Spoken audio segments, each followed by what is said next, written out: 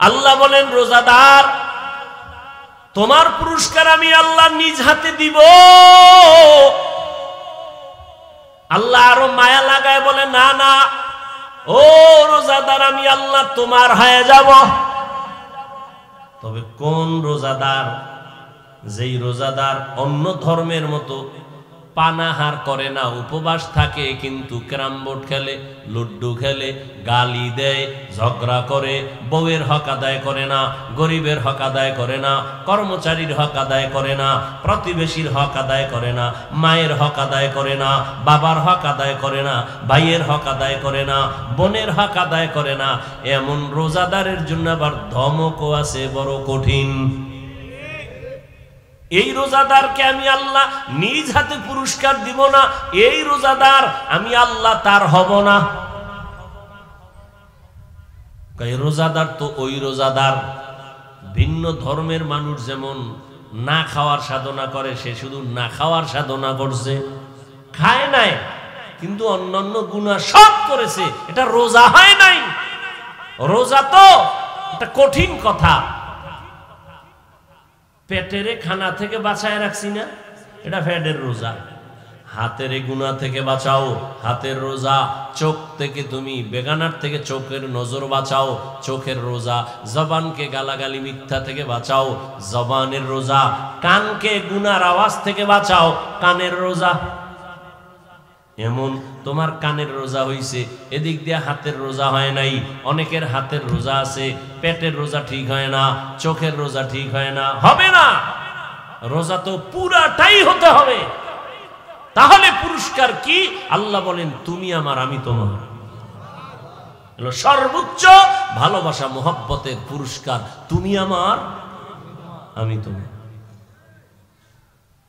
সব সর্বোচ্চ ভালোবাসার এটাই পুরস্কার। এর থেকে আর বড় কোন পুরস্কার দুনিয়াতে নেই। চোখের রোজা, হাতের রোজা, কানের রোজা, জবানের রোজা।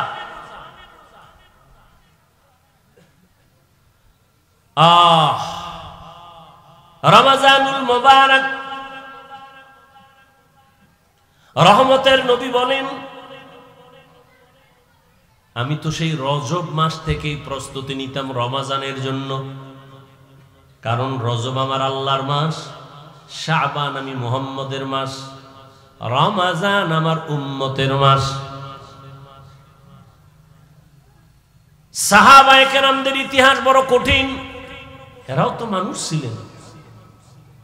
কত এরা আমাদের মতোই? বলে হ্যাঁ আমাদের মতোই। এরা তো দামি হইল কেন? কেমনে দামি হলো? কেমনে বুঝাই? হ্যাঁ তরমুজ, ওই যে তরমুজ দেখা যায়, এটা দিয়ে বুঝে। হ্যাঁ তরমুজের মধ্যে দেখেন কিছু তরমুজের রং খুব সুন্দর এবং মিষ্টিও। কথা কেন? একই জমিনের তরমুজ, এই একই জমিনের তরমুজগুলো কিছু মাথা চিকন, ছোট, কালার গুলো সাদা, ভেতরে মিষ্টি নাই। তো এই জমিনের যারা তরমুজ চাষ দেয়, চাষিরা করে কি, ভালো ভালো গুলো আলাদা করছে, যেটা একটু ডিস্টার্ব এটি আলাদা করছে, ঠিক নেই? আচ্ছা ভাই, একই জায়গার তরমুজ, এটি আবার দুই রকম হলো কেন? কোন হুজুরের ভুল লাগছে নি? হ্যাঁ লাগিয়ে গেছে। বলে কি, মালিকের দেওয়া রহমতের নজর লাগছে। যেই তরমুজের ভিতরে ওই তরমুজটা কালার ভালো, মিষ্টিও হয়েছে, যেটার ভিতরে লাগে নাই। একই জমিনের তরমুজ, সার একইভাবে দিয়েছে না, ওই জায়গায় কম দিছে? সমান দিছে না? টাকাও সবার জন্য সমান না? ক্ষেতের এক পার্শ্বে একটু কম টাকা, আর এক পার্শ্বে বেশি, সব সমান। এরপরেও কেন তারা আলাদা করলো? এটা ভালো পিওর। ভাই যেটা একটু ছোট, একটু কালার কম, এটার দাম কত? এটা কম দাম। এটা কত? এটা একদম। এটা কি একদম? ওইটা কম দাম। আলাদা করে ফেলেছে কেন? একই জায়গার তরমুজ, কিন্তু একটা এত ভালো হওয়ার কারণ আমার মাওলার দেওয়া সূর্যের আলো একটা রহমত, মাওলার দেওয়া চাঁদের আলো একটা রহমত। যেই তরমুজের মধ্যে সূর্যের আলো কঠিনভাবে লাগছে তো কালার বেড়ে গেছে, আর যেই তরমুজের মধ্যে সূর্যের আলো কম লাগছে কালার কমে গেছে। এবার স্বাদের বিষয়, মিষ্টি বেশি কেন? কয় রাতের বেলা যেই তরমুজের দিকে চাঁদের আলো লাগছে ওই তরমুজ মিষ্টি বেশি হয়ে গেছে। যেই তরমুজের মধ্যে চাঁদের ফোকাসটা কম লাগছে ওই তরমুজটা দুর্বল হয়ে গেছে। রহমতের নবীর মোহাব্বতের নজর যেই বান্দার মধ্যে লাগছে, এই নজরে নজরে ব্যবধান আছে না নাই? চোখ কিন্তু এক, নজরও দিছে, কিন্তু ভেতর থেকে তো নজরের আকর্ষণ বের হয়। কি বের হয়? নবী চোখ মোবারক দিয়া আবু জাহিল্লারও দেখে, নবী এই চোখ দিয়া ওমরেরও দেখছে, কিন্তু ওমরের পাওয়ার বেড়ে গেছে। কথা বল না কেন? আবু জাহালকে দেখছে, শুধু দেখে নাই, নবী তো ওমরের কাছে যান নাই। আবু জাহালকে নবী তো বারবার দেখতেন, ঘর থেকে বের হলেই চাচা আবু জাহাল। দুঃখে সুখে আবু জাহাল প্রতিদিন দেখা হয়, ওমরের সাথে দেখা নাই। ওমর তো রেডি তরবারি নিয়া রহমতের নবীকে জবাই করার জন্য, কিন্তু সেই ওমরের দিকেও নবী তাকাইতেন, আবু জাহালের দিকেও নবী তাকাইতেন, একই নজরই তো দিতেন। পার্থক্য আছে না নাই? قال رسول الله صلى الله عليه وآله وسلم اتقوا فراسة المؤمن فإنه ينظر بنور الله। নজরে নজরে ব্যবধান আছে না নাই? একজনে নজর দিছে, এত সুন্দর তরমুজ, প্রশংসা করছে না? তরমুজের খেতে আগুন লাগছে, পরের দিন থেকে সব শুকায় যাইতেছে। প্রশংসা করলে অবস্থা কেন? কয় ওর অন্তরটা ভেজাইল, ওর গাঞ্জা খাইয়াছে। আর একজনে দেখা কয় মাশাআল্লাহ অনেক সুন্দর, গাছের নারিকেল অনেক সুন্দর, আল্লাহরও বাড়ায় দেন। এই বছর হয়েছে 20টা, পরের বছর 20-20। নজর দিছে ও বান্দা, হেও বান্দা, ওটা গাঞ্জাখোর, ওটা কি হারামখোর, আর এই মাশাআল্লাহ বলনেওয়ালা হালালখোর। নজরে নজরে ব্যবধান আছে না নাই? সাহাবায়ে কেরামের কত কঠিন হালাতে পেটে গামছা বেঁধেছেন, কাপড় বেঁধেছেন, পাথর চাপা দিয়েছেন, হারাম খান নাই। আরে রোজার এক সময় নিয়ম ছিল কি, ঘুমাইলেই রোজা শুরু। বুঝেন নাকি? আমগো রোজা শুরু হয় কি হইলে? কথা কেন? সাহারি খাইলে না রোজা শুরু হইব খাইলে। আরে বাঙালির তো নফস 4টা না? আমার বয়ান তো আমি এইভাবে বলছি, নফস মূলত কোরআন হাদিসে 3টা, নফসে আম্মারা, নফসে মুতমাইন্না, নফসে লাওয়ামা, কোরআনের আয়াত। আর বাঙালির আর একটা কি বেশি, নফসে খাওয়ামা। এটার মূল টার্গেট খাওন। এজন্য দেখেন না কপাল পরারা সাহারি খাইতে গিয়া এমন খাওয়া খায়, আজান জলে আজান দিতেছে আর পরও খায়। চিন্তা করে কয় সেই সারাটা দিন টের পাইছো, এটা কাজা আদায় করতে হবে। এদিক দিয়ে খায় টাইট করিয়া, খাইয়ে পাশের মসজিদে হাইটে যে যাইবে শক্তি নেই, এমন খাওয়া খাইছে। ওদিকে আবার ইফতারির জন্য রেডি, জনমের মতো ইফতারি খাইবে নামাজের আগে। এই যে খাওন শুরু, একামত কয় একটু দাঁড়া, শেষ হয় নাই। এবার খাইতে খাইতে আর কত, আচ্ছা তো নামাজটা শেষ করে আবার খাবো। তাহলে নামাজের মধ্যে মেয়েরা চলছে, এই ইফতারির খাওন যদি বাকি, চিন্তা করে এটা কি পামু নামাজের পর না অন্যদিকে যায়? নামাজ পড়ে আবার খাওন।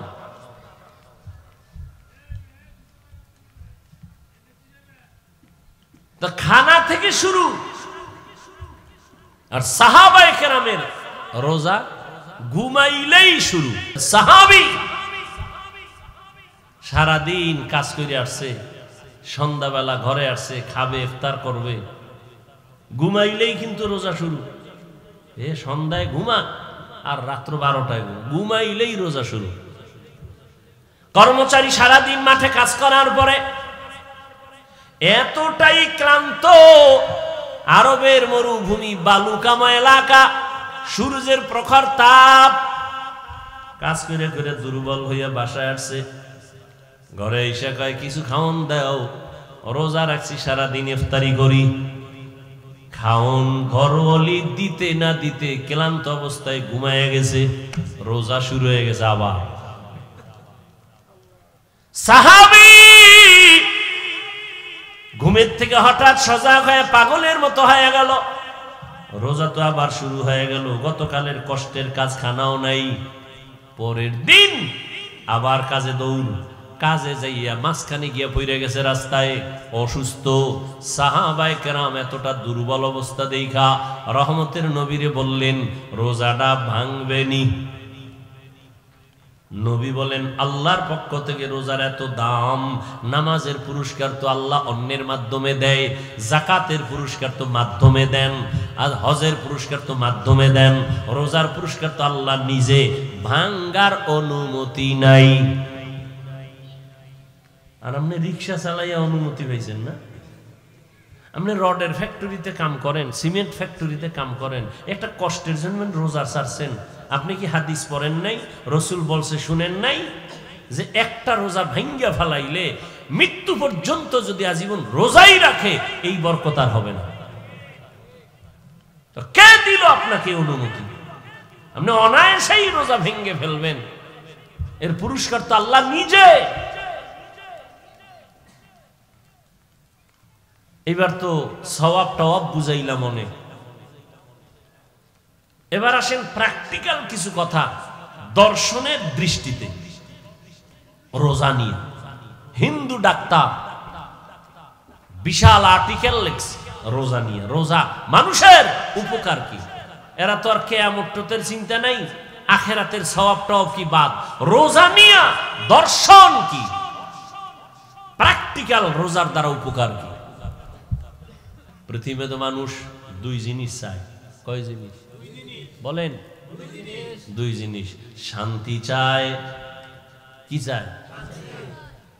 আর সুস্থতা চায়, সুস্থ জীবন, ঠিক না? আল্লাহর জাতের কসম, রমজানুল মুবারক, পৃথিবীতে মানুষ সুস্থ থাকার জন্য, বডিটাকে সুস্থ রাখার জন্য সমস্ত দুনিয়ার চিকিৎসা বিজ্ঞানীরা এক গবেষণা করে করে করে করে সব একমত হয়ে গেছে রোজা হলো মানুষের শরীরের সুস্থতার মহা ঔষধ।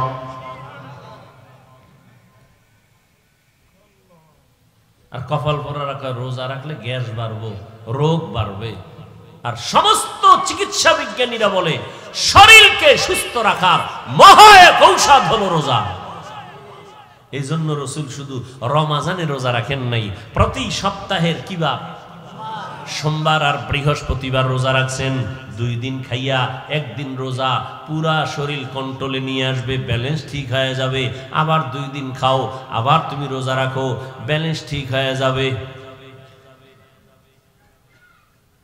রোজা কত ফায়দা রোজার দ্বারা, গুগলে সার্চ দিবেন পারলে, মোবাইল তো চালান, শুধু অন্যায় দিকে মোবাইল ব্যবহার না করে ভালো ভালো দেখেন রোজার দ্বারা শরীরের কি কি উপকার আছে, এটা লেখা সার্চ দিয়া এটা দেখেন। পুরা 1 সপ্তাহ 2 সপ্তাহ দেখলেও শেষ করতে পারবেন না। দেখেন রোজার দ্বারা শরীরের কি কি উপকার, চোখের কি উপকার রোজার কারণে, হাতের কি উপকার, হার্টের কি লাভ, রোজার মাধ্যমে লিভারের কি কি ফাংশনের আপনার উপকার হয়, বিস্তারিত সব দেওয়া আছে। আমাকে হুজুরগো বয়ান বাদ, এবার বিজ্ঞানীদের বয়ান নেন। রোজার দ্বারা চোখের পাওয়ার বাড়ে, রোজা রাখলে লিভার শক্তিশালী হয়, হার্ট শক্তিশালী হয়, বডি ফিটনেস, আপনার জিম পয়েন্টে গিয়ে জিম করা লাগবে না। রোজা রাখেন, 5 ওয়াক্ত নামাজ পড়েন, শক্তি দেখবেন, কেউ সামনে দাঁড়াতে পারবে না। এত দামি বরকতি এই রোজা, শরীরের জন্য উপকার। প্রত্যেকটা মানুষ কি অসুস্থ থাকতে চায় না সুস্থ? তাহলে শুধু রমজানের রোজা না, সোমবার বৃহস্পতিবারও রোজা রাখবেন সুস্থতার জন্য, সওয়াব তো পাবেনই। শরীরকে সুস্থ রাখার জন্য বেশি বেশি রোজার আমল, পুরা বডিকে আপনাকে সতেজ রাখবে এই রোজার মাধ্যমে। দেখেন না যারা ডায়েটিশিয়ানের পরামর্শ দেয়, ডায়েট করায়, এরা কি জনমের মতো খাইতে পারে? এরা প্রতিজ্ঞাবদ্ধ হইছে, এরা কসম খাইছে বাঙালির এই খাউয়ামা থেকে বাঁচাইতে। এই নফস ওটা ধরছে। এই জন্য যত ডায়েটিশিয়ান ডাক্তার আছে সকলের এক ফর্মুলা, খাওন কমা। কি আমি বানায় বলতেছি? সব ডায়েটের সিস্টেম কি? বেশি খাও,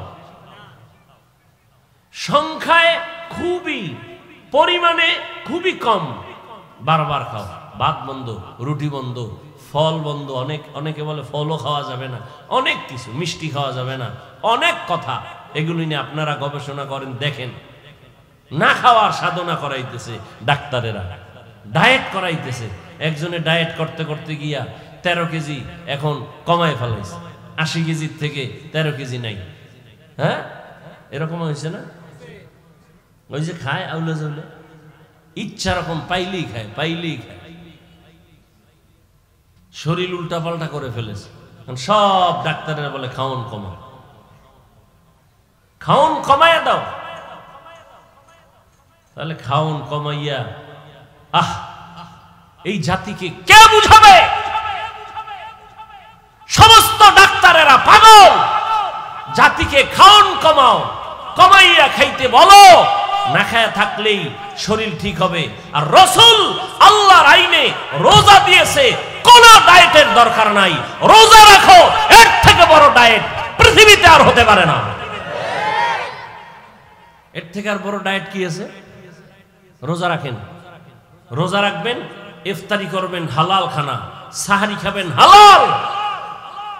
দেখবেন আপনার কোন ডাক্তারের ডায়েট নিয়ন্ত্রণের কোনো প্রয়োজন নাই। 3 বেলা খাইয়া এরপরে টানবেন বিড়ি, ডায়েট করবেন। খাইবেন মদ, গাঞ্জা, ফেন্সিডিল, আরো কত কত। এতে আপনার শরীরের উপরের অংশ শেষ, ভিতরের অংশ শেষ। এখানে অনেক শিক্ষিত মানুষ বলেন রোজা এটা না খাওয়ার সাধনা না, আছে না নাই? আছে না নাই? এর থেকে আর ডায়েট কি করবেন আপনি বলেন তো? কিন্তু কপাল পোড়ারা এই টোস্ট খায়, একটা রং চা খায়, দুপুরে এই 1 কাপ ভাত। হ্যাঁ, এইভাবে কত। অথচ সারাদিন রোজা রাখলে ভালো হইতো না? ওর কপাল পুড়ছে, কপাল পুড়েছে।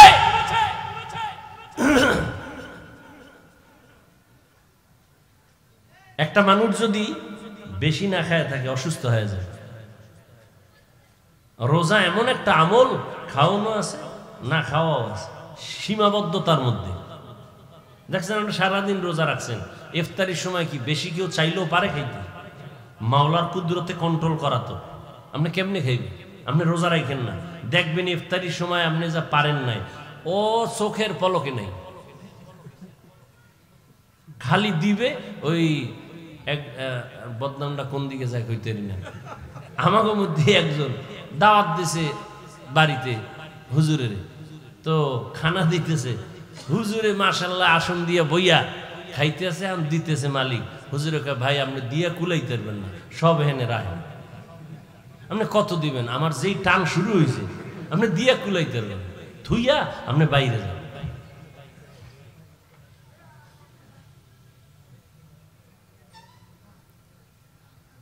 প্রত্যেকটা মানুষ সুস্থ থাকতে চায়, কিন্তু আকাম করে সব অসুস্থ হওয়ার। এক অসুস্থ খাওন দাওনের ব্যালেন্স নাই, আর এক অসুস্থ তো মৃত্যু পর্যন্ত এই অসুস্থতার মেডিসিন লয়ে ঘুরে। কি কি? মোবাইল। মোবাইলের দিকে তাকাইতে আমি তাকাইয়ে কি তো গুণা দেখি না। এই যে ওয়াজের ডেটগুলো এখন ডিজিটাল যুগ হয়ে গেছে, যে মোবাইল এখন ডায়েরি ডুরি নেই, ওটাই ডায়েরি। দেখতে দেখতে চোখের পাওয়া, কিতাব দেখলে চোখ ঘোলায় যায়, বেতাল অবস্থা। আর আপনারা তো উল্টা পাল্টা যদি গুণা দেখেন, তা আপনাদের উপায় কি?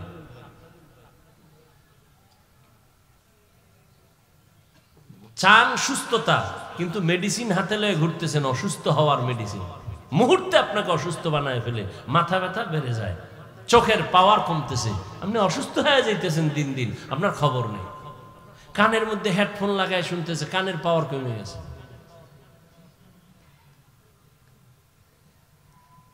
এজন্য রমাজানুল মুবারক আপনাকে অনেক কিছু শিখায়। আমরা কি শিখলাম? পেটের রোজা না, হাতের রোজা, কানের রোজা, জবানের রোজা, অন্তরের রোজা। রমাজানুল মুবারক। গরিবরা না খায় থাকে সমাজে, গরিবরা খানা পায় না। রোজাদার, রোজার মাধ্যমে তোমাকে শিক্ষা দেওয়া হচ্ছে, তুমি গরিবের দরদ বুঝো না, না খাইয়া থাকার কষ্ট কি গরিবরা করে, তুমি রোজা রাইখা এটা অনুভব করো। অনুভব আসলেই গরিবের প্রতি তোমার দয়া বেড়ে যাবে। গরিবের প্রতি যখন দয়া শুরু হয়ে যাবে, গরিবের দোয়া যখন তোমার উপরে লাগবে, তোমার জিন্দেগি সুন্দর হবে, সার্থক হবে। বলেন, গরিবদের অনেক পছন্দ করে না, কিন্তু একটা বড় লোক কি দেখাইতে পারবেন গরিব ছাড়া চলতে পারে? বলেন, ময়দানে গরিবরা ধান কাইটা না দিলে বড় লোকের খানা আছে? নদীর মধ্যে গরিবরা মাছ না দইরা দিলে আর জীবনে কপালে মাছ আছে? গরু কসাইরা জবাই কইরা ভাগ কইরা না দিলে কোনো বড় লোকের যদি বলে আপনি নিজে জবাই দিবেন, ও কয়টা গরুর লাথি খাইয়া জায়গায় বোল্ড হয়ে যায়। কসাইরে লাথি মারে গরু কোরবানির সময়, দেখেন না, বেতাল করে ফেলে। তাহলে গরিবের সাহায্য প্রত্যেকটা ক্ষেত্রে, অথচ অধিকাংশ ক্ষেত্রে আবার সে গরিবের সাথেই বেইনসাফি করে অনেক আল্লাহর বান্দারা। আল্লাহ সবাইকে হেফাজত করে। রমাজানুল মুবারকের বাকি দিনগুলো কদর তালাশ করে নিজেকে কদরওয়ালা, পরিবারকে কদরওয়ালা, আমার ঈমান আমলকে কদরওয়ালা বানাতে পারি, সে তৌফিক আমাদেরকে আল্লাহ দান করে। দোয়া করি এই মাদ্রাসার জন্য, এই এলাকাবাসীর জন্য।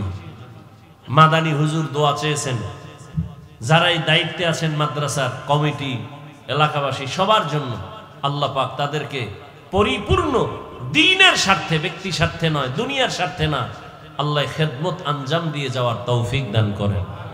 আলহামদুলিল্লাহি রাব্বিল আলামিন, والصلاة والسلام على سيد الأنبياء والمرسلين وعلى آله وأصحابه أجمعين يا أرحم الراحمين يا أرحم الراحمين يا أرحم الراحمين اللهم ارحمني بترك المعاصي اللهم ارحمني بترك المعاصي اللهم ارحمني بترك المعاصي ربنا ظلمنا أنفسنا وإن لم تغفر لنا وترحمنا لنكونن من الخاسرين ربنا آتنا في الدنيا حسنة وفي الآخرة حسنة وقنا عذاب النار رب العالمين পবিত্র রমাজানুল মুবারক দেখতে দেখতে শেষের দিকে চলে আসছে।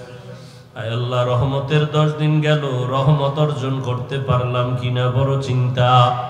মাগফিরাতের 10 দিন চলে গেল, মাগফিরাত হলো কিনা চিন্তা।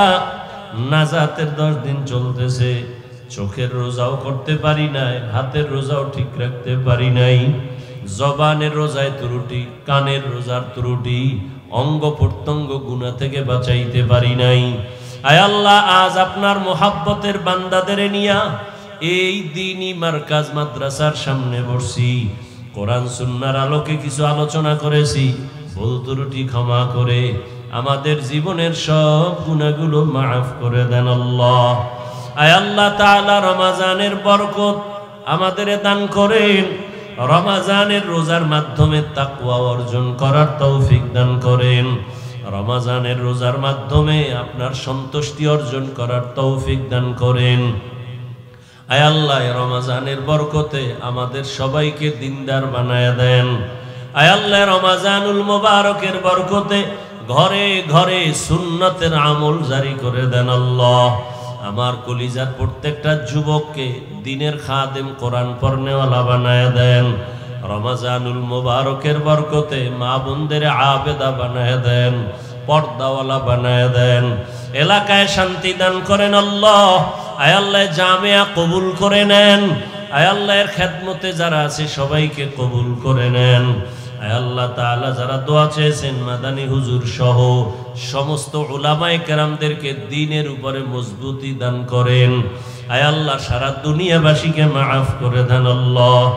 আয় আল্লাহ আমরা কত আনন্দে ইফতার করি, কথা বলি, সাহারি খাই, ফিলিস্তিনের জমিনে কান্নার আওয়াজ, তাদের রোজা নাই, ইফতারি নাই, সাহারি নাই, বাচ্চার চোখে পানি, মায়ের চোখে পানি, বাবার চোখে পানি, রক্তের বন্যা চলতেছে।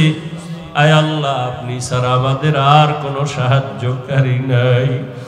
কুদরতের সাহায্যের দরজা খুলে দেন আল্লাহ। গুনাহের কারণে আপনি আমাদের উপরে গজব দিয়েন না, গুনাহের কারণে বেজার হইয়েন না রে মালিক। মেহেরবানি করে রমজানের বরকতে ফিলিস্তিনের মুসলমানদের ইজ্জতের হেফাজত করে। আয় আল্লাহ সারা দুনিয়ার মুসলমানের হেফাজত করেন। আয় আল্লাহ মেহেরবানি করে জালেমদের জুলুম থেকে হেফাজত করেন, মুনাফিকদের নেফাকি থেকে হেফাজত করেন, বাতিলের মোকাবেলায় বিজয় দান করেন, বাতিলকে বাতিলের দ্বারা দমন করে দেন। আমাদের অন্তর থেকে রিয়া হাসাদ কিবির দূর করে ইখলাস দান করেন। আয় আল্লাহ মুহাব্বতের সাথে সুন্নত অনুযায়ী চলার তৌফিক দান করেন। নবীজির রওজা মুবারকে গিয়া সালাম দেওয়ার বারবার তৌফিক দান করেন। আয় আল্লাহ বাইতুল্লাহর গিলাফ ধরে ধরে লাব্বাইক বলার তৌফিক দান করেন। যারা এখনো সেখানে হাজির সবাইকে কবুল করে নেন, তাদের লাব্বাইকের সাথে আমাদেরও কবুল করে নেন। বাংলাদেশ শান্তির দেশ বানায়া দেন আল্লাহ। জুলুম থেকে দেশকে হেফাজত করেন আল্লাহ। যারা ব্যবসা করে, চাকরি করে, বরকত বাড়ায়া দেন, অভাব দূর করে ঋণ আদায়ের ব্যবস্থা করে দেন। আয় আল্লাহ দেশ বিদেশে প্রবাসে যারা চাকরি ব্যবসা করে আমার ভাই বোন সহ সবাইকে আপনি কবুল করে নেন, হালাল রিজিকের ব্যবস্থা করে দেন। আয় আল্লাহ যারা কামাই রুজি করে অন্যায় পথে অর্থ ব্যয় করে তাদের হেদায়াত দান করেন। মা বাবার নেক দোয়া প্রত্যেক সন্তানের জন্য কবুল করে নেন। আয় আল্লাহ যারা দান সদকা করে মসজিদ মাদ্রাসায় সবার দান কবুল করে নেন। এর বরকতে সুস্থতার নিয়ামত বাড়ায়া দেন।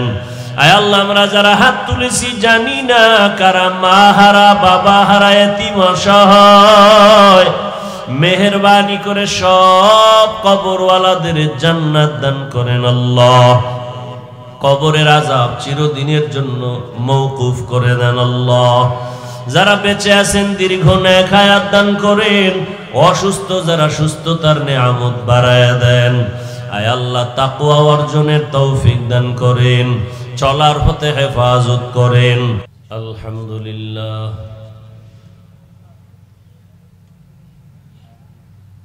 আলহামদুলিল্লাহিল্লাযী জাআলাশ শামসা ওয়াল কমারা বিহিসবান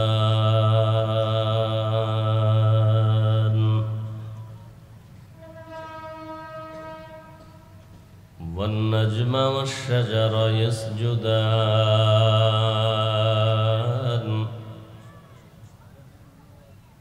ওয়া ফাদ্দালা জামানান আলা জামান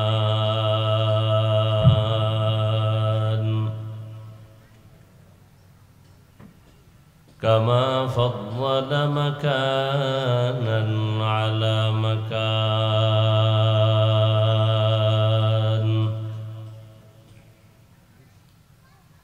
ওয়া ইনসানান আলা ইনসান ওয়া নাশহাদু আল্লা ইলাহা ইল্লাল্লাহু ওয়াহদাহু লা শারীকা লাহু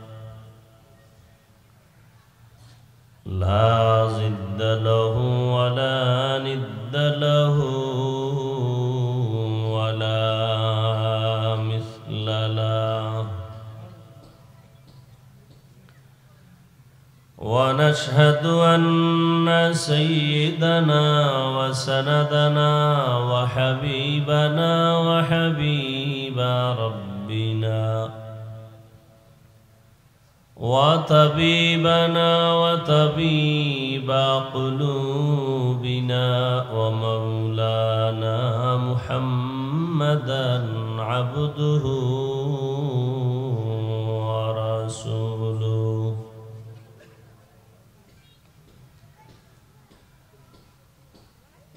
اللهم صل على محمد النبي الأمي وعلى آله وسلم تسليما وبعد فأعوذ بالله من الشيطان الرجيم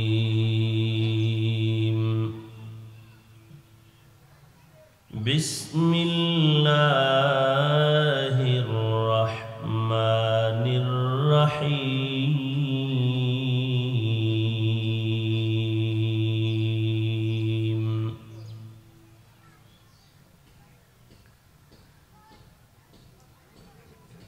شهر رمضان الذي أنزل فيه القرآن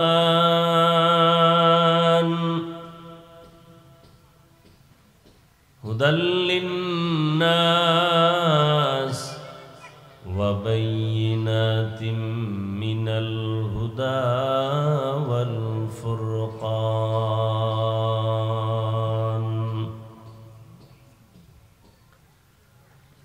وقال رسول الله صلى الله عليه وآله وسلم فيما يرويه عن ربه عز وجل الصوم لي وأنا أجزي به وفي رواية الصوم لي وأنا أجزى به أو كما قال النبي عليه الصلاة والسلام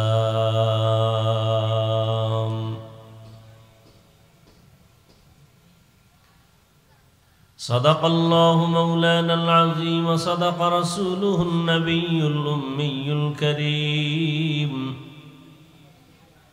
ونحن على ذلك من الشاهدين والشاكرين والذاكرين والحمد لله رب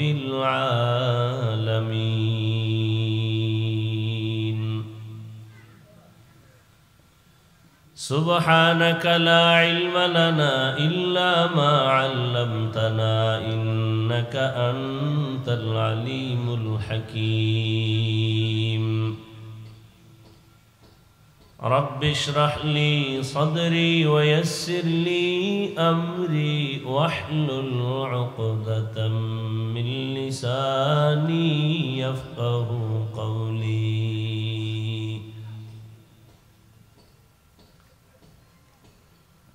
मोमिन जो फिदा नक्श कफे पाए नबी हो मोमिन जो फिदा नक्श कफे पाए नबी हो ज़ीर कदम आज भी आलम का खजीना हो ज़ीर कदम आज भी आलम का खजीना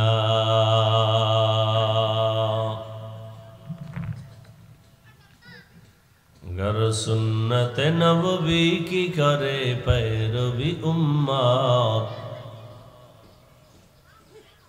गर सुन्नत नबवी की करे पैरवी उम्मत तूफा से निकल जाएगा फिर इसका सफीना तूफा से निकल जाएगा फिर इसका सफीना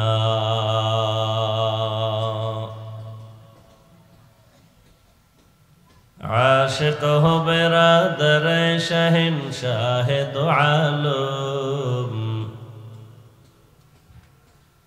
आशिक हो बिरादर शहंशाह दो आलम, मिश्को से ज़ियादा मुबारक जिसका पसीना,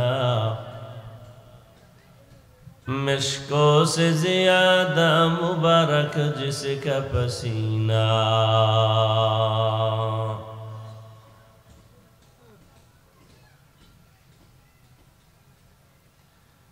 জামিয়া ইসলামিয়া এতিমখানা বদরপুর কর্তৃক আয়োজিত ওয়াজ ও দোয়ার মাহফিল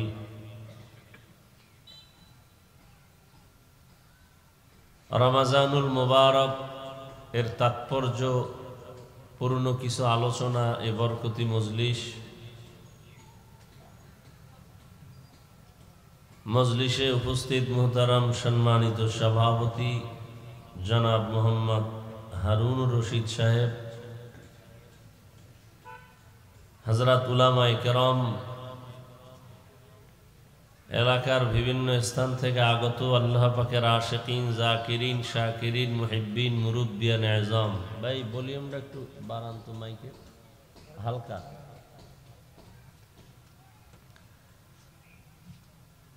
আল্লাহ পাকের দরবারে শুকর, বেশি না, যে আল্লাহ রাব্বুল আলামিন আমাদেরকে সুস্থ রেখেছেন, আলহামদুলিল্লাহ।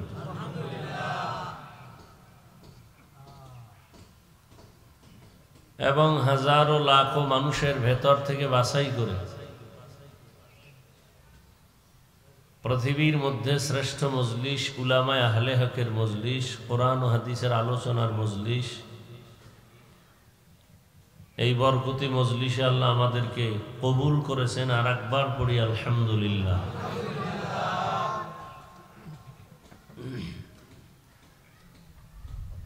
সবাই আরাম খুঁজে ছায়ায় বইছেন। দুনিয়া তো মুমিনের জন্য আরামের জায়গা না। মুমিন আরাম করবে কিয়ামতে, পরকাল জীবনে।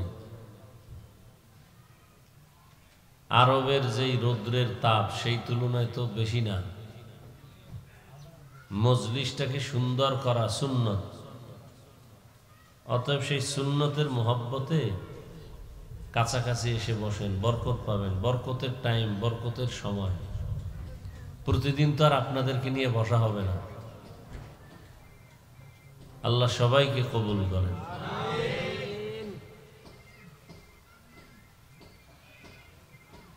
মুখতাসার আলোচনা করব ইনশাআল্লাহ। উলামায়ে কেরাম আলোচনা করেছেন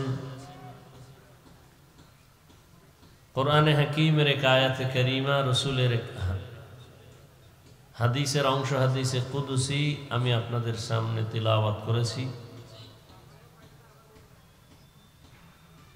চেষ্টা করব যদি আল্লাহ তৌফিক দান করেন, আপনারা দোয়া করেন, হাদিস ও কোরআন ও হাদিসের আলোকে সংক্ষিপ্ত কয়েকটি কথা আপনাদের সামনে পেশ করব।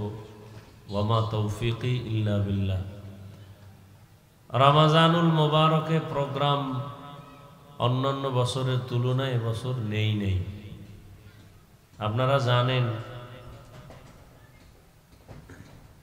ঢাকাতে যে মাদ্রাসার খেদমতে আছি, ওই মাদ্রাসার জন্য একটি জমি আমরা নিয়েছি। মাদ্রাসার জন্য, আমার জন্য না। শূন্য কোঠার থেকে জায়গাটা নিয়েছি। মাদ্রাসার সামনের জায়গা তো, বিশাল এক মাঠের প্রয়োজন। মুরব্বী উলামায়ে হযরতদের পরামর্শের মাধ্যমেই যথেষ্ট পরিমাণ একটা ঝুঁকি নিয়েই মাদ্রাসার স্বার্থে জায়গাটা নিয়েছি।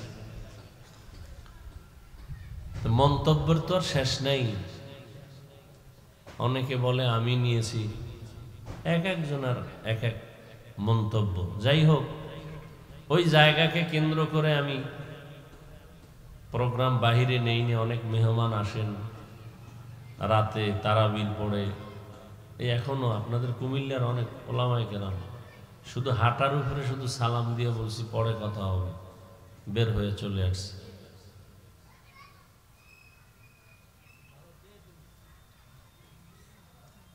দুইটা পুঁজিকে আমি সামনে রেখে জায়গাটা নিয়েছি। প্রথম পুঁজি যেটা অনস্বীকার্য, পিওর, আল্লাহর দয়া আর বান্দার চোখের পানি। আমি আপনাদের দোয়া নেওয়ার নিয়তে বলছি, আমাদের আসাতেজায়ে কেরাম, শিক্ষক, ছাত্র এবং আমি বান্দার আল্লাহর কাছে চোখের পানি ছাড়া আর কোনো পুঁজি নেই। দ্বিতীয় আর একটা পুঁজির নির্ভর করেছি আমি, সেটা হলো আমার দ্বীনের নিসবতে, ব্যক্তি স্বার্থে না, দ্বীনের জন্য আমাকে দেশে প্রবাসে যারা আছেন আমাদের বাংলাদেশ, সবাই আমাকে দিল খুলে মোহব্বত করেন, আলহামদুলিল্লাহ। এই মোহব্বত আমার এক বড় পুঁজি। মানুষের মোহব্বতের কারণে দোয়া আসে, দোয়া হাত উঁচু করে করতে হয় না। আমি চিন্তা করেছি যদি আমি আল্লাহর কাছে একটু চোখের পানি দিতে পারি, ছাত্র ওস্তাদ মিলাইয়া, আর সকলের মোহাব্বত যদি আমি ধরে রাখতে পারি, ইনশাআল্লাহ 20 কোটি টাকার জায়গা কেন, এর থেকে বেশিও আল্লাহ ব্যবস্থা করে দিতে পারে। আলহামদুলিল্লাহ, সবাই সাড়া দিতেছেন। কে কি আমাকে জানে জানি না, আমি সবাইকে বন্ধু জানি, মোহাব্বত করি দ্বীনের জন্য। যদি দুই একটা কথা কখনো বলে থাকি তাও দ্বীনের জন্য। আমি কোনো দুনিয়ার লাইনে কোনো দলও করি না যে ওই দলকে টার্গেট করে কিছু করব। আমি কোনো ব্যক্তির গোলামিও করি না। আমি আহলে হকের ব্যানারে চলি। আমি কওমি মাদ্রাসার সন্তান, আলিয়ার বিরুদ্ধে বলি নাই। আমি পাঁচকুল্লি মাথায় দিই, অন্য টুপির বিরুদ্ধে বলি নাই। আমি চরমনাই তাবলিগ দেওবন্দির পক্ষে কথা বলি, তার মানি না অন্যদের বিরুদ্ধে বলেছি, কোনো প্রমাণ নাই। মানুষ জাহিরি দুই একটা কথা শুনে মন্তব্য করে, কিন্তু উদ্দেশ্য কি, টার্গেট কি, কি নিয়তে বলেছি, আজও পর্যন্ত বাংলাদেশে যারা ভুল মেসেজ দিচ্ছে এই সমস্ত কথা নিয়ে আমার কাছে কোনোদিন বলে না এই কথাটা আপনি কি বুঝাইতে চাইলেন। কেউ আসে নাই, বলেও না। সে একটা বুঝা উল্টা দিকে সে দৌড়াচ্ছে। তা আমাকে একজন বড় বুজুর্গ তো আছে দেশে, আস্তে আস্তে এখানে কথা হলো, আপনাদের এই প্রতিষ্ঠানের বর্তমান যিনি সার্বিক দোয়া করেন, রাহবরি করেন, যাকে মাদানী হুজুর বলে পরিচয় আপনারা চিনেন, হযরতের সাথে কথা হলো, অনেক দোয়া করলেন। সবাই আমাকে দোয়া করেন, এটা আমার আর এক পুঁজি। উলামায়ে কেরাম সবাই দোয়া করেন।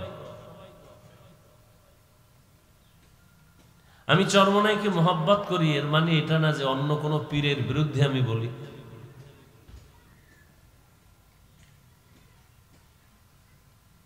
কিন্তু মানুষ থাকবেই, দুনিয়ার হালাত তো এমন, সবার বুঝও তো এক না। আমি মাঝে মাঝে বলি না, আপনাদের যত প্রশ্ন ওয়াজের প্যান্ডেলে বসেন সব হল হয়ে যায়। উজানি নিয়ে প্রশ্ন কেন, চরমনাই নিয়ে প্রশ্ন কেন, বয়ানে বসেন, জবাব দিতে হবে না, এমনি জবাব পেয়ে যাবে। আমি মাঝে মাঝে বলি তো যে চরমনাই লাফায় কেন, উজানি লাফায় কেন, আপনি বসার পরে দেখেন আপনার হালাত কি হয়। আপনি বসেন, লাভ দিয়ে তো কেউ বউ লইয়া পার্কে যায় নাই, সুদ খায় নাই, তা আপনার সমস্যাটা কোথায়? যাই হোক, ওই আমি মাঝে মাঝে বলি, বেয়াদবি ক্ষমা চাই, যে এক সুন্দরী মেয়ের পেছনে এক যুবক দৌড়াচ্ছে, বারবার প্লিজিং করতেছে। তো সুন্দরী মেয়ে বলে, যুবক তোর কি ক্ষতি করলাম, আমাকে ডিস্টার্ব করো কেন? যুবক বলে, কোনো ক্ষতি করো নাই, তো ডিস্টার্ব করো কেন? তুই এত সুন্দরী কেন? তো তাবলিগের বিরুদ্ধে একদল মানুষ বলে, ভাই আপনি বলেন কেন, আপনার কোনো ক্ষতি করেছে? কয় না। আচ্ছা, ইসলামের ক্ষতি করেছে? কয় না। কেন? কয় এদের পক্ষে এত মানুষ কেন? হ্যাঁ, দেওবন্দীদের বিরুদ্ধে কথা, চরমনাই নিয়ে কথা, উজানি নিয়ে কথা, কারণ কি? এদের দ্বারা তো দেশের ক্ষতি হয় নাই, হইছে? বরং কঠিন মুহূর্তে এরা বুকের তাজা রক্তকে ঢেলে দেওয়ার জন্য মুসলমানের স্বার্থে, দ্বীনের স্বার্থে, দেশের স্বার্থে, মানবতার স্বার্থে ময়দানে ঝাঁপিয়ে পড়েছেন কঠিন কঠিন মুহূর্তে। এই জন্য মানুষের জীবনে ভুল আছেই, সব থেকে ক্ষমা চাই, ক্ষমার মাস রমাজানুল মুবারক। আমি আল্লাহর কাছে ক্ষমা চাই জীবনের সব ভুল থেকে, এমনকি বয়ানের ক্ষেত্রেও যদি কোনো ভুল কথা বলে থাকি আল্লাহ আমাকে ক্ষমা করে দেন। জাতির কাছেও ক্ষমা চাই, আপনারা আমাকে ক্ষমা করে দিন। এরপরে আর বড় কিছু আছে তাও বলেন, শিখাইয়া দেন। এরপরও কেন আমরা নিজেরা নিজেরা দ্বন্দ্ব করে বাতিলকে সুযোগ দিব? এখন তো সময় এমন যে সমস্ত ওলামায়ে কেরাম দলাদলি মতভেদ সব ভুলে এক কাতারে না আসলে কঠিন পরিণাম ফল ভুগতে হবে এই জাতির জন্য। কঠিন পরিণাম ফল ভোগ করতে হবে এই জাতির। যদি এখনো আমরা এক হতে না পারি, ফেসবুকে বিরুদ্ধে লেখালেখি যদি বন্ধ করতে না পারি, তাহলে আমাদের পরিণাম ফল অনেক ভয়াবহ। আল্লাহ উলামায়ে কেরামদেরকে এক ও নেক বানায় দেন। আমরা মুসলমান সাধারণ কাতারে যারা আছি, সাধারণ লাইনে, আল্লাহ সবাইকে মুসলমান হিসাবে দেশের স্বার্থে, মানবতার স্বার্থে, ইসলামের স্বার্থে এক কাতারে আসার তৌফিক দান করে। সব ভেদাভেদ ভুলে যাই, সব দ্বন্দ্ব ছেড়ে দেই, সব ছেড়ে দেই রমাজানুল মুবারকের এই বরকতে। কেন আমরা দ্বন্দ্ব করব? দ্বন্দ্ব হবে মুসলমানের সাথে আর বিধর্মীর সাথে কোন ক্ষেত্রে? ফিলিস্তিনে আজ মুসলমানের করুণ অবস্থা, সারা দুনিয়ার মুসলমানদের করুণ হালাত। আমাদের এক প্ল্যাটফর্মে না আসা পর্যন্ত আমরা মাথা উঁচু করে দাঁড়াতে পারবো না। স্টেজে চিল্লানি দিয়া এটা সফলতা নয়। আমাদের অন্তরকে পরিশুদ্ধ করে সবাইকে বুকে লাগাইতে হবে, পিঠে নয়। ঈদের দিন সবাই মোয়ানাকা করে না, কোলাকুলি করে। রমাজান শত্রুতা ভুলে যাওয়ার মাস। আমার দেশে বাহিরে যারা, প্রবাসে যারা আছেন, দিন রাত মেহনত করেন, মা বাবা পরিবারে কিছু অর্থ যোগান দেওয়ার জন্য কষ্ট করেন, আল্লাহ তাদেরকেও কবুল করেন। মাদ্রাসার আমার যে জায়গা নিয়েছি এই সূত্র ধরে আমি একটা নাম্বার দিয়েছি অনলাইনে, যে কেউ যদি আমার সাথে ডাইরেক্ট কথা বলতে চায়, জায়গায় দান করবে, সেই ক্ষেত্রে আমি ডাইরেক্ট তার সাথে কথা বলবো। তো প্রবাস থেকে এক ছেলে আমাকে ফোন দিছে, কুমিল্লার এক থানা, ওর এলাকা বাড়ি, নাম বললাম না।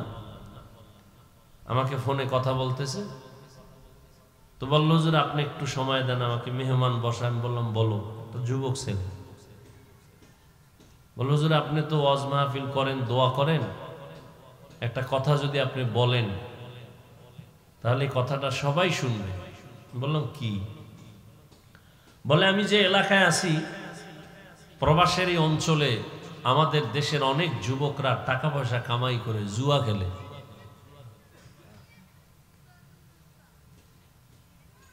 এবং মোবাইলে মারাত্মক অন্যায়ের যে কাজগুলো আছে এগুলো করে। এমনকি আমিও এই অপরাধে অপরাধী। চেষ্টা করতেছি, আপনি দোয়া করবেন। তো ছেলেটার কথা আমি দিলে রাখলাম না। মা বাবা জমিন বিক্রি করে, কত কষ্ট করে ঋণ হইয়া সন্তানের জন্য কিছু টাকা ব্যবস্থা করে বিদেশ পাঠায়। ওখানে গিয়ে ঘাম ঝরায় হালাল টাকাটা পাঠাবে। যেই সন্তানরা এই মা বাবার এই কষ্টের মূল্য দিতে বুঝে না, আল্লাহ তাদেরকে হেদায়াত দান করুন। তাদের এই রুজি রোজগারে আল্লাহ বরকত দান করেন। ঋণগ্রস্ত হয়ে যারা বিদেশে গেছেন, আল্লাহ তাদের ঋণ পরিশোধের তৌফিক দান করেন। বিদেশের টাকা পয়সা যারা মাদ্রাসা মসজিদ বিভিন্ন ভাবে দান করে, ত্রাণের সময় কি পরিমাণ টাকা প্রবাস থেকে আসে নাই? লক্ষ কোটি টাকা আসছে, আল্লাহ তাদের এই দানের বরকতে সমস্ত মুসিবত থেকে হেফাজত করেন। এই মাদ্রাসায় আমি আরো একবার আসছিলাম অনেক আগে, হ্যাঁ 2 বার, মাশাআল্লাহ 2 বার আসছি। আল্লাহ কবুল করলে আরো আসবো, তো কবুল করতে হবে। তো কেউ যদি বলে এখানে আসবেন না ওখানে যাবেন, আমি এই পক্ষে বা এই মতবাদ পছন্দ করি না। যেখানে গেলে দিনের ফায়দা হবে আমি সেখানে যাব। আমাকে যদি বলে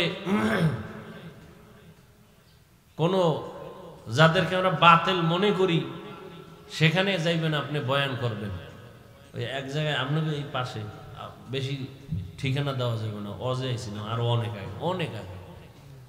ওই এলাকার একটা ছেলে সেদিন ফোন দিয়েছে, যেদিন আমার বাড়ি কুমিল্লার পার্শ্বে এক থানায়, ঠিকানা দিছে, কয় যে আপনাকে আমি ওখানে নিচে আবার নিব, বিদেশে আসি, মাদ্রাসায় জমিনের জন্য কিছু টাকা দান করেছেন।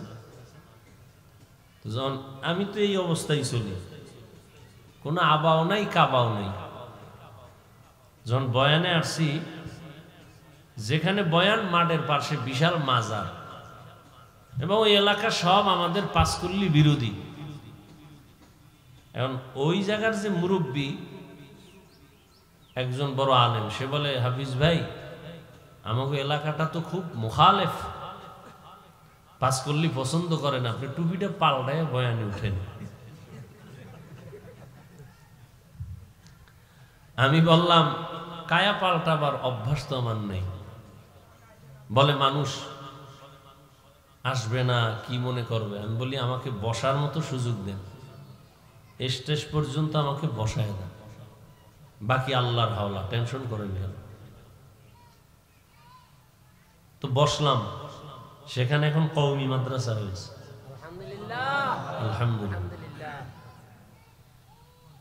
আসলে আমরা মুসলমান কেন আমরা ভাগ ভাগ হয়ে চলব? 2-1টা বিষয় নিয়ে দ্বন্দ্ব বাপ মা সন্তানের মাঝেও তো হয়, মাসআলাগত বিভেদ হতেই পারে। মাথায় চুল আছে, চুলের মধ্যে কি আছে, কথা বলেন না কেন, উকুন আছে, আছে না? উকুন কি মাথার জন্য কল্যাণ না ক্ষতিকর? তাহলে মাথায় যদি উকুন আসে, কল্লা কেটে ফেলবে, এই সমাধান? কি আজীব বিষয়।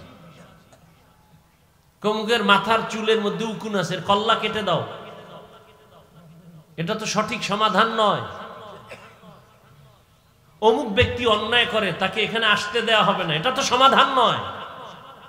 বরং তাকে মোহাব্বত দিয়া বুঝাইয়া এই অন্যায় থেকে তাকে বাঁচাবার ফিকির করে তাকে বুঝাতে হবে, এটা আসল সমাধান।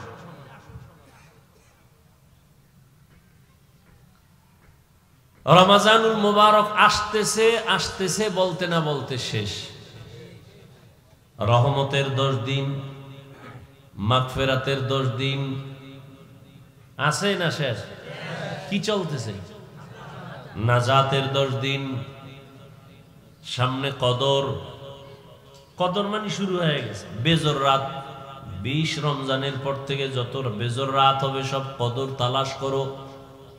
নির্দিষ্ট করে নবী বলেন নাই যে 26 রমজানের ওই রাত্রই হলো দিন, যায় রাতও হলো কদরের রাত, এটা বলেন নাই। তালাশ করো। রমজানের এত বরকত, আল্লাহ পাক বান্দাকে দুনিয়াতে পাঠাবার একমাত্র কারণ তো সবাই জানেন, তারপরে বলেন তো কারণ কি? দুনিয়াতে বান্দা পাঠাইছেন কি জন্য? ইবাদত করার জন্য। আর এই ইবাদতের মূল, প্রথম মুমিন ঈমান আনার পরে প্রথম তার আমল কি? নামাজ। প্রথম কি? ওই যে কালেম কি? রোজা। নামাজটা আগে আনলেন কেন? কারণ নামাজ এটা প্রতিদিনের আমল। রোজা কি প্রতিদিন? রোজা। এরপরে কি? হজ প্রতিদিন না। এরপরে কি? প্রতিদিন। প্রতিদিনের আমল, গুরুত্ব নামাজ।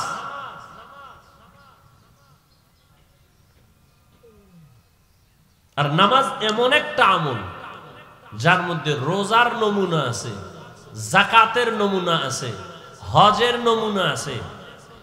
নামাজের ভেতরে নমুনা। রোজার নমুনা কি? আমরা পানাহার করি না, ক্ষুধা আছে, খানাও আছে, খাই না। তাহলে নামাজের মধ্যে কি খানা খাওয়া যায়? তাহলে রোজার নমুনা আছে না নাই?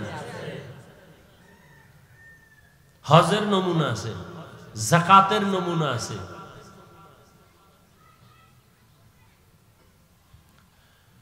তো আল্লাহ পাক রমজানের এই 1 মাস ফরজ রোজা করে দিয়েছেন।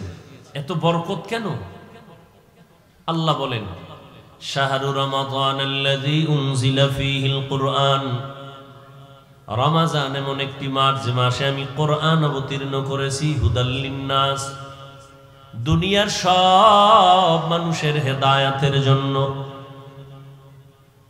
দুনিয়ার সব মানুষ হেদায়েতের আলো পাবে, এই জন্য আমি কোরআন অবতীর্ণ করেছি। উনজিলা ফীহিল কুরআন, রমজানে কোরআন অবতীর্ণ হয়েছে, জন্য রমজানের বড় দাম। বলে রমজানের কোন সময়? বলে রাতের বেলা, এজন্য রাতের দাম। বলে রাতের কোন রাত? বলে ইন্না আনজালনাহু ফি লাইলাতিল কদর, কদরের রাতে আল্লাহ কোরআন অবতীর্ণ করেছেন। সেটা হতে পারে 21শে রমজান, হতে পারে 23 রমজান, বেজর রাত, কদরের রাত।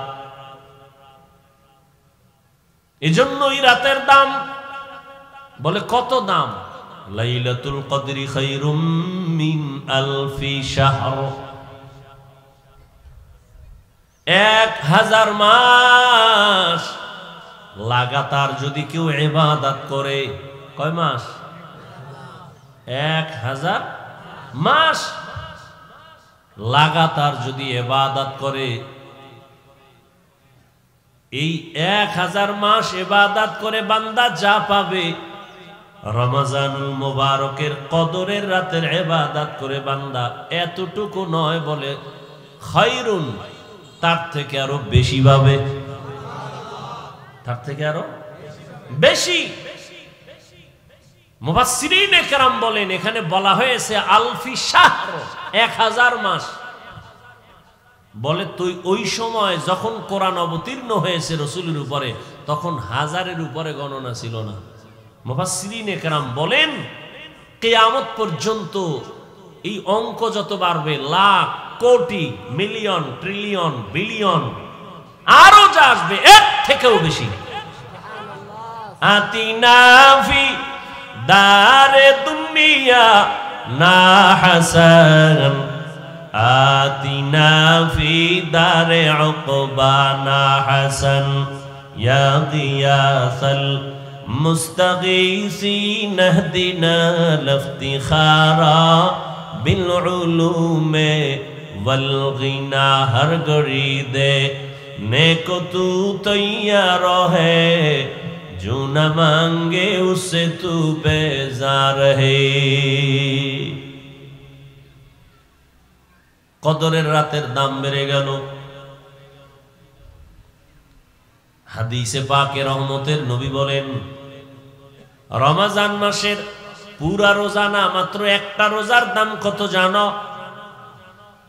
জন্মগত একটা কাক, কি জন্মগত একটা কাক, জন্ম হইয়েই যখন ডানা মেলে খোলা আকাশে উড়তে শুরু করে, উড়তে উড়তে উড়তে উড়তে সামন দিকে যাবে, যত দূর যাইতে যাইতে সে বুড়া হয়ে যাবে। উড়তে উড়তে এত দূর গেল, বিরামহীন উড়ে গিয়ে অনেক দূর, বুড়া হওয়া পর্যন্ত খালি উড়তেই রইল। তাহলে বুড়া হওয়া পর্যন্ত যদি উড়ে কত দূর যাবে? বলে হে বুড়া হওয়া পর্যন্ত কতদিন? মোল্লা আলী কারি রহমতুল্লাহ আলাইহি বলেন, উড়ন্ত পাখিদের মধ্যে কাকের হায়াত বেশি। বলে কত? কয় নিম্নে 1000 বছর। সুবহানাল্লাহ বলবেন না? একটা কাকের হায়াত নিম্নে কত? তাহলে একটা কাক যদি জন্ম থেকে 1000 বছর সামন দিকে উড়িয়া যায়, 1000 বছরে কত দূর যাবে? কম্পিউটারের হিসাব মিলবে? নবীজি বলেন, কে বলেন? মিশকাত শরীফে আছে হাদিস। নবীজি বলেন এই কাকটা 1000 বছর উড়ে কত দূর গেল? একটা রোজাদার একটা রোজার বরকতে জাহান্নাম থেকে তত দূরে সরে যাবে। এই বরকত কে দিবেন? আপনার সমস্যা? দেখেন ইসলাম অনেক সহজ, আমরা এটা কঠিন বানাইছি। আপনারা এখন সামনে যে নামাজ আছে, কি নামাজ? আসর। এখন আজান হবে মোনাজাতের পরে, সবাই নামাজের জন্য রেডি হন, অজু টুজু করে আপনারা নামাজে দাঁড়াবেন। অন্তরে কি আছে? কোন নামাজ? মাগরিব না আসর? তাহলে আপনারা আবার কেন ঠোঁটে নিয়ত ঘুরাইতেছেন? অনেকে ঘুরায় না, কেউ বাংলা কেউ আরবি। নাওয়াইতু আন উসাল্লি লিল্লাহি পড়তে পড়তে এদিকে ইমাম সাহেবের আলহামদু সূরা শেষ, হেও জিব্বা দিয়া নাওয়াইতু আনি ধাক্কাইতেছে। নবীজি বলেন দিলের নিয়ত যথেষ্ট। নবীর থেকে আপনি অ্যাডভান্স হলেন কেন? এই অতিরিক্ত কঠিন বানাইলেন কেন ইসলামটাকে? নবী বলেন আপনার দিলে যে নিয়ত আছে খালাস, আপনি এটারে নিয়তটারে আবার পড়তে পড়তে তাকবীর উলক হয়ে ফেললেন। দেখেন না জানাজার মজলিসে একদল মুসল্লি বলবে হুজুর কি বাংলা নিয়ত কন। নবীজি কি বাংলা নিয়ত শিখিয়ে গেছে? আপনি কই পাইলেন বাংলা নিয়ত? ইসলামকে তো কঠিন বানাইলেন কেন? ইসলাম তো অনেক সহজ।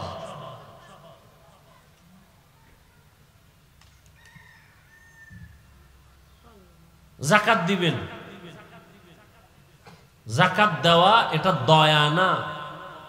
জাকাত দেওয়া কি না? দয়া না, বরং দায়িত্ব। জাকাত দেওয়া কি? দায়িত্বশীলদের দায়িত্ব। গরিবরা জাকাত পাওয়ার অধিকার। এজন্য জাকাত দিয়া দোয়া চাওয়া যাবে না, নিষেধ। আপনি দয়া করলে না দোয়া চাইবেন? আপনি তো দয়া করেন নাই। গরিবের পাওনা 2.5 টাকা দিয়ে দিয়েছেন, তো সে আপনার কাছে পাবে 100 টাকায় কয় টাকা? 2.5 টাকা। এটা তো গরিবের পাওনা টাকা, আপনার কাছে রাখছে আমানত। কথা আমি রাখবো কেন? কয় আপনি রাখার কারণে 97 টাকা 8 আনা আপনি পাইছেন হাদিয়া। ঠিক নেই? তাহলে গরিবের 100 টাকার মধ্যে 2.5 টাকা যে গরিবকে দিবে, এটা দয়া না ঋণ আদায় করা? এখন গরিব পাইবে কয় টাকা? লঙ্গি পাইবে। তা আপনি লঙ্গি কিনলেন কেন?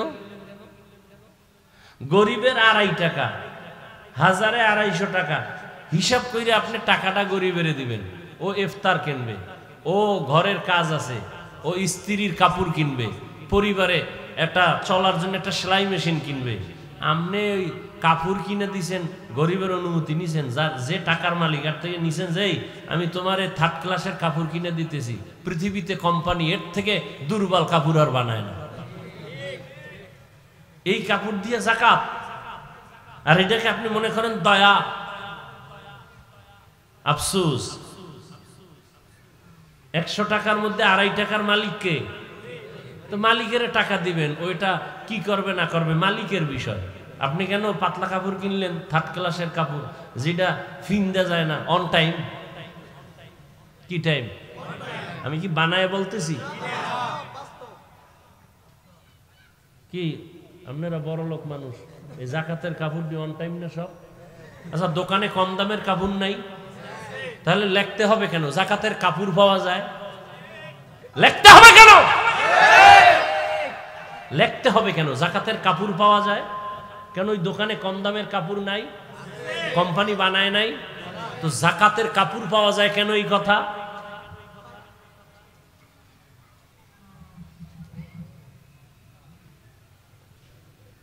আল্লাহ হেদায়েত দান করুন।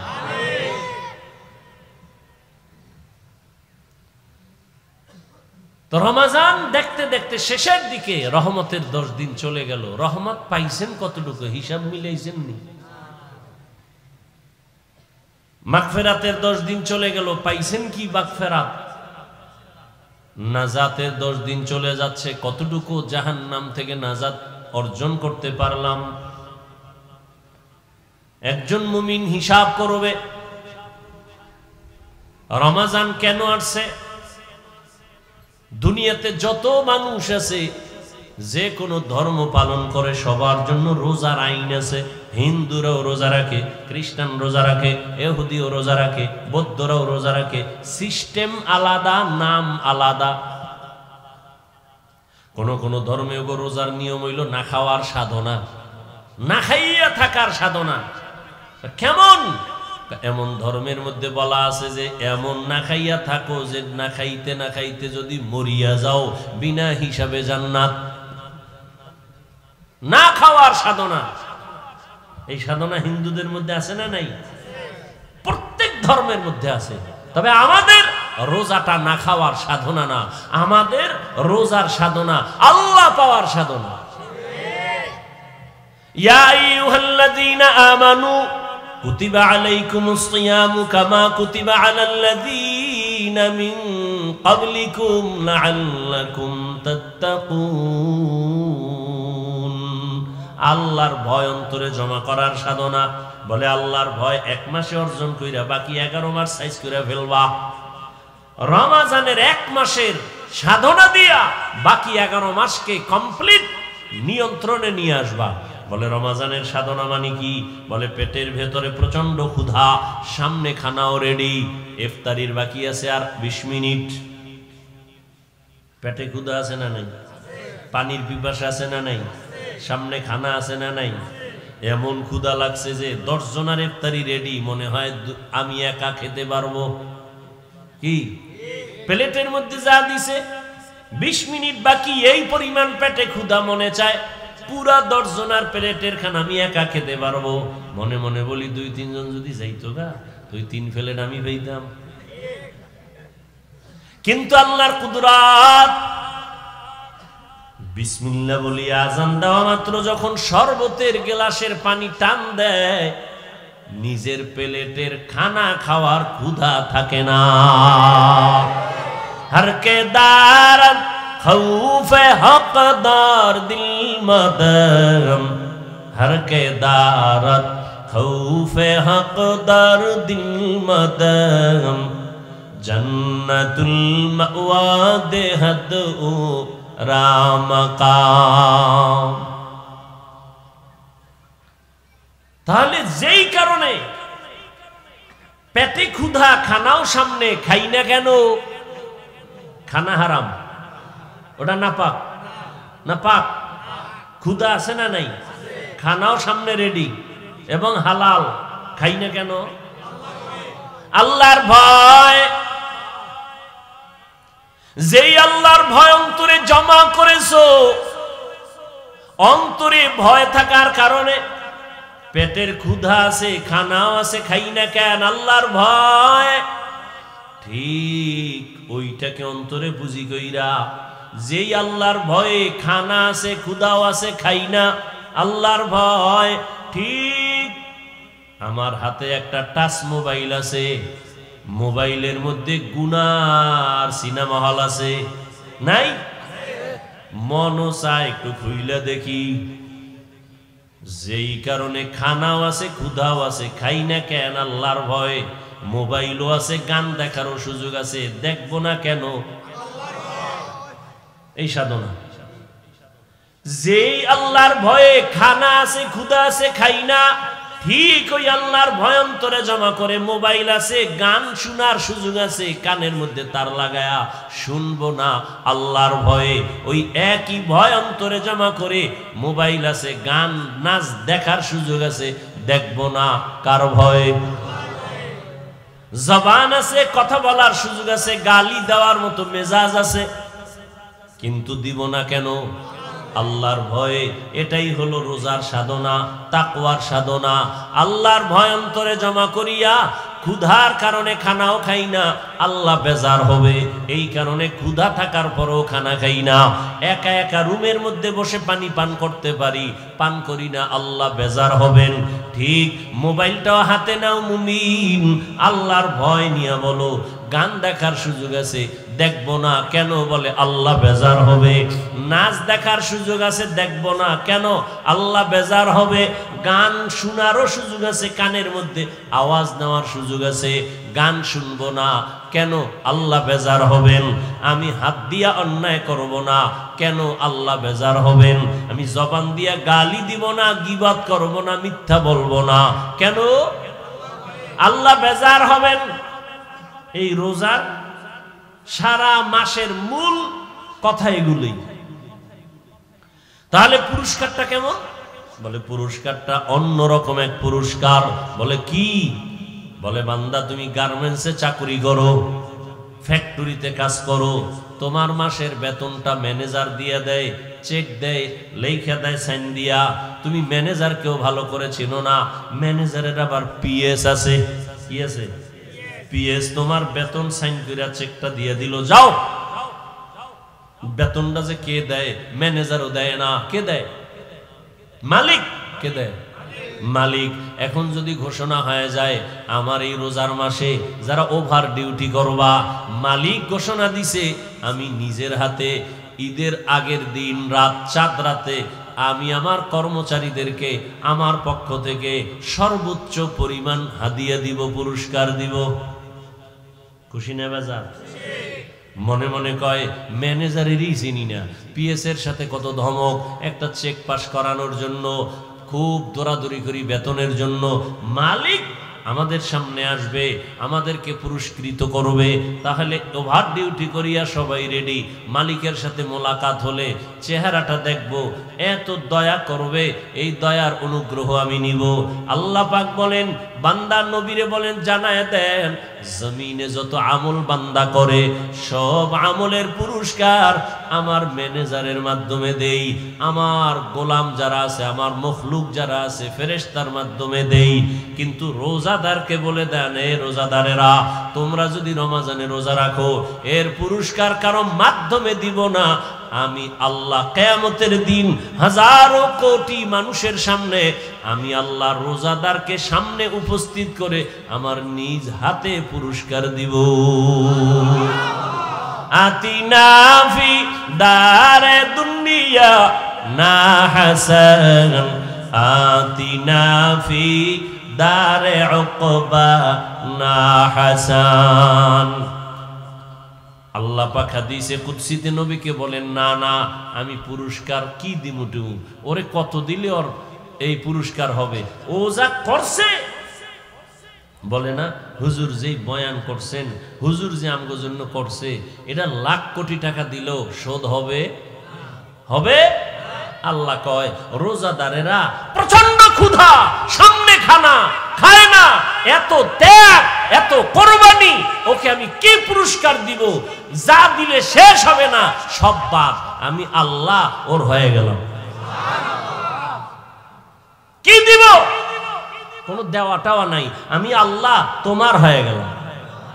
ইয়া ইলাহি মুঝসে মুঝকো दूर कर, ताके देखो मुझ में तुझको एक नजर, या इलाही तू मेरा माबूद है, या इलाही तू मेरा माशूक है। তাহলে রোজাদারের পুরস্কার অন্যান্য আমলের থেকে আলাদা না?